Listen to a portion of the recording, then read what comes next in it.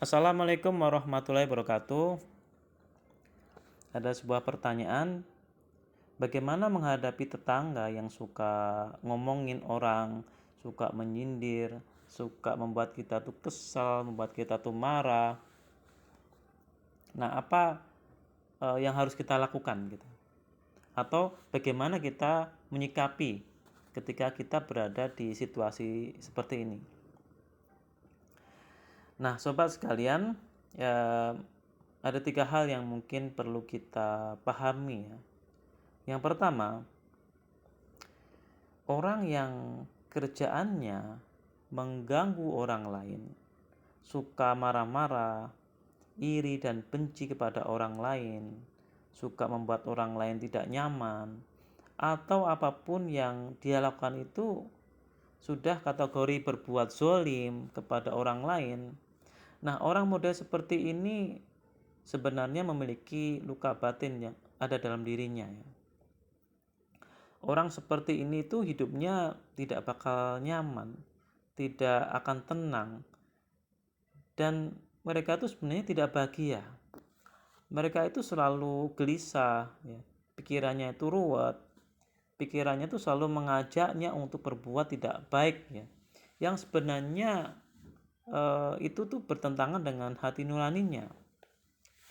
Jadi dengan mereka ini yang selalu marah-marah, selalu berbuat tidak baik, selalu membuat kita kesal, seharusnya kita tuh merasa kasihan dengan mereka karena hidupnya itu selalu gelisah, tidak tenang, pikirannya ruwet, pikirannya itu dipenuhi dengan berbagai macam upaya-upaya untuk menzalimi orang lain, dan mereka mereka itu tidak akan bahagia dan tidak akan tenang hidupnya gitu ya. Jadi pahamilah bahwa orang-orang seperti itu sebenarnya memiliki luka batin ya, dan kita seharusnya merasa kasihan kepada mereka. Kemudian yang kedua, di dunia ini ada hukum tabur tuai atau hukum karma. Jika kita berbuat kebaikan, maka kebaikan itu akan kembali kepada diri kita. Sebaliknya, jika kita berbuat keburukan, maka keburukan itu juga akan kembali kepada diri kita. Ini adalah hukum Allah ya. Dan hukum Allah itu pasti terjadi. Ini tertuang dalam Quran surat Al-Isra ayat 7 ya. Jika kamu berbuat baik, berarti kamu telah berbuat baik untuk dirimu sendiri.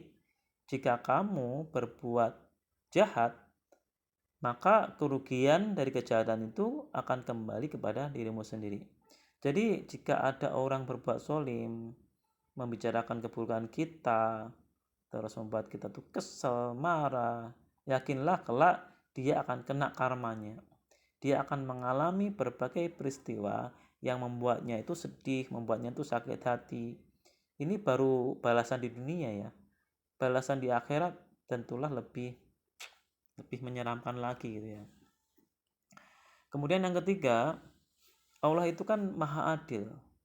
Keadilan Allah itu akan kita rasakan, mungkin bisa jadi kita akan rasakan di dunia, ataupun akan kita rasakan keadilan itu di akhirat kelak. Dan pastinya keadilan Allah itu akan pasti kita rasakan di akhirat kelak. Sobat, berbuat zalim itu kan seperti berutang. Kalau tidak dilunasi di dunia ini, akan tetap harus dilunasi di akhirat. Nah, bagaimana cara melunasinya? Dengan cara mengambil pahala orang yang berbuat zalim itu, lalu diberikan kepada mereka yang dizolimi. Atau cara yang kedua, mengambil dosa orang yang dizolimi dan diberikan kepada orang yang berbuat zalim. Jadi perbuatan zalim itu utang yang harus dibayar. Seperti halnya kita berhutang, meminjam tapi tidak dikembalikan, berjanji tapi tidak ditepati, semua itu adalah utang yang harus kita lunasi di dunia ini. Jika tidak, akan kita bayar nanti di akhirat. Lalu bagaimana cara melunasi utang di dunia ya? Jika berbuat zalim ya cara melunasinya dengan cara meminta maaf. Jika kita berutang uang misalnya, ya kita harus mengembalikan utang itu. Jika kita meminjam, maka cara melunasinya dengan mengembalikan. Jika kita berjanji, maka cara melunasinya janji itu harus ditepati ya. Atau jika kita tidak bisa, kita meminta maaf ya, karena kita tidak bisa menunaikan janji kita.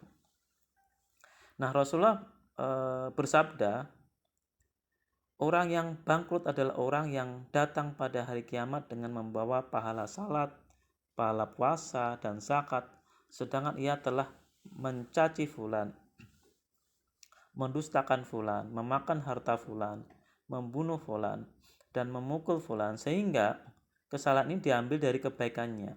Dosa ini diambil dari kebaikannya, sehingga setelah kebaikannya habis, sebelum diputuskan kepadanya, lalu keburukan mereka diambil dan ditimpakan kepadanya. Kemudian ia dicampakkan ke dalam neraka. Maaf, ini hadis riwayat Muslim dan Tirmizi. Kita memahami hadis ini seperti ini.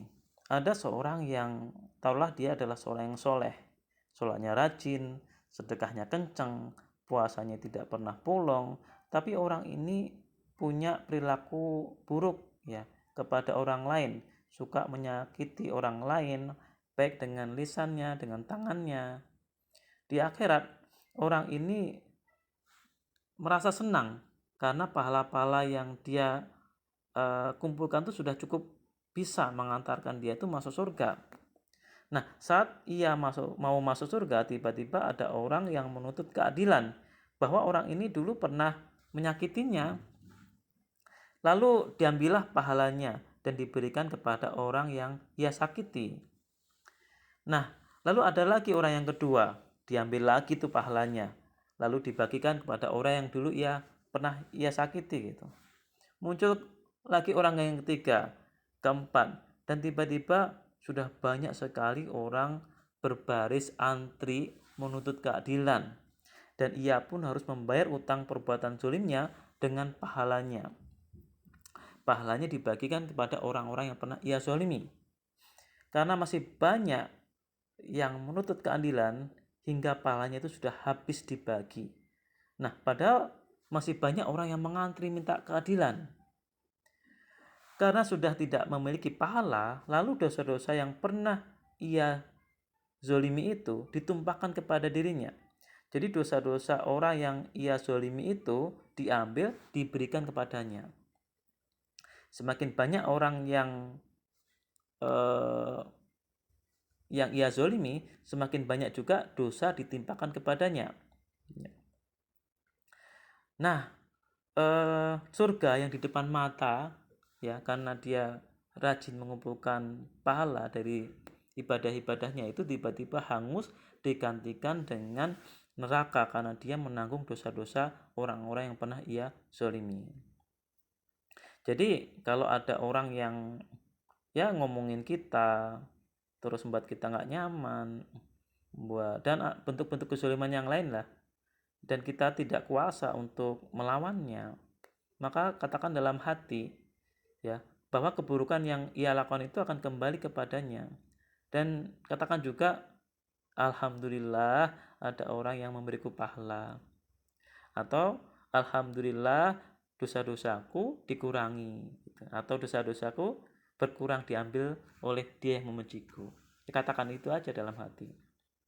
Nah, mungkin 3 hal itu ya yang mungkin bisa jadi penguat kita ketika kita itu sedang kita rasakan tuh kita sedang dizolimi orang lain. Terima kasih. Assalamualaikum warahmatullahi wabarakatuh.